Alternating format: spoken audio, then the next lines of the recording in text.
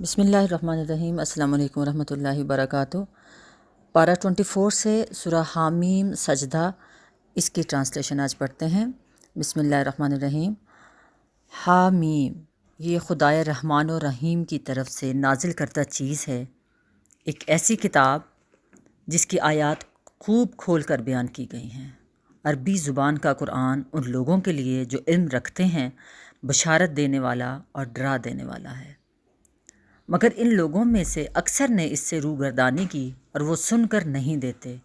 کہتے ہیں جس چیز کی طرف تو ہمیں بلا رہا ہے اس کے لیے ہمارے دلوں پر غلاف چڑھے ہوئے ہیں، ہمارے کان بہرے ہو گئے ہیں اور ہمارے اور تیرے درمیان ایک حجاب حائل ہو گیا ہے۔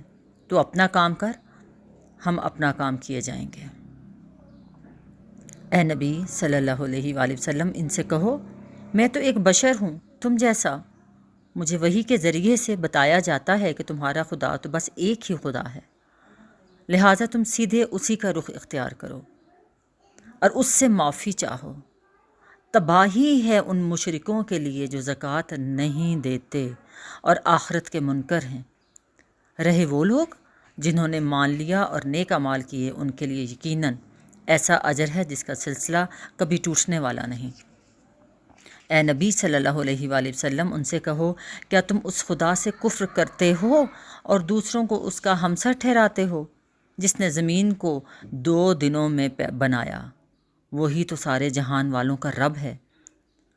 اس نے اوپر سے اس پر پہاڑ جما دیے اور اس میں برکتیں رکھ دیں، اور اس کے اندر سب مانگنے والوں کے لیے ہر ایک کی طلب اور حاجت کے مطابق ٹھیک اندازے سے خوراک کا سامان مہیا کیا۔ یہ سب کام 4 دن میں ہو گئے۔ پھر وہ آسمان کی طرف متوجہ ہوا جو اس وقت محض دھواں تھا۔ اس نے آسمان اور زمین سے کہا وجود میں آ جاؤ، خواہ تم چاہو یا نہ چاہو۔ دونوں نے کہا ہم آ گئے فرما برداروں کی طرح۔ تب اس نے 2 دن کے اندر 7 آسمان پیدا کیے اور ہر آسمان میں اس کا قانون وحی کر دیا، اور آسمان دنیا کو ہم نے چراغوں سے آراستہ کیا اور اسے خوب محفوظ کر دیا۔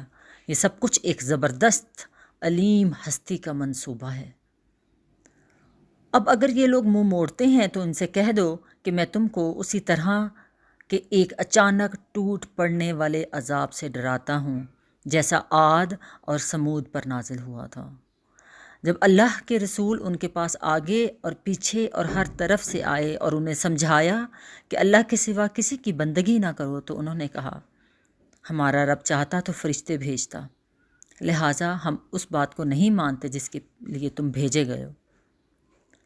عاد کا یہ حال تھا کہ وہ زمین میں کسی حق کے بغیر بڑے بن بیٹھے اور کہنے لگے کون ہے ہم سے زیادہ زور آور۔ ان کو یہ نہ سوجا کہ جس اللہ نے ان کو پیدا کیا ہے وہ ان سے زیادہ زور آور ہے۔ وہ ہماری آیات کا انکار ہی کرتے رہے۔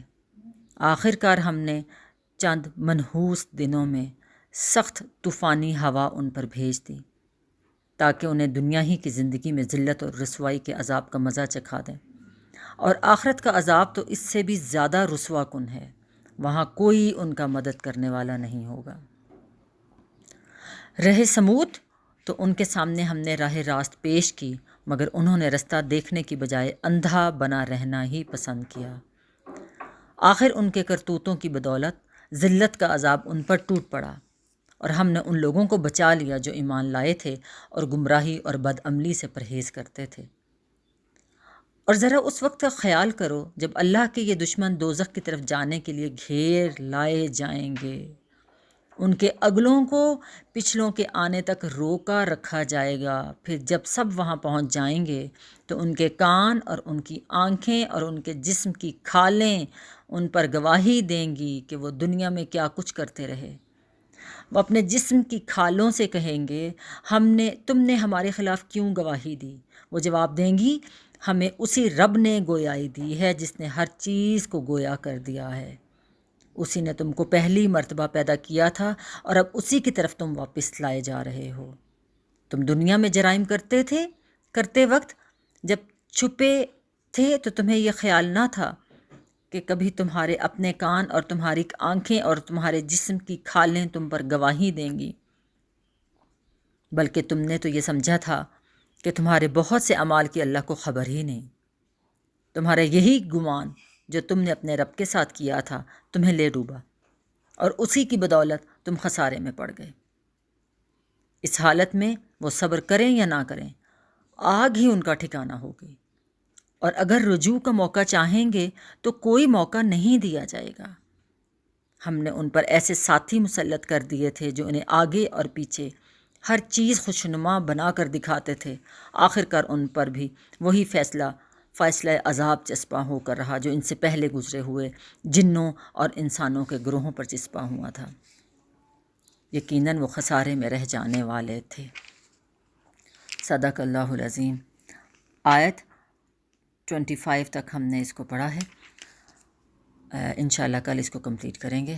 اللہ تعالیٰ آپ کو اور مجھے سمجھنے کی توفیق عطا فرمائے، آمین یا رب العالمین۔ جزاکم اللہ خیر۔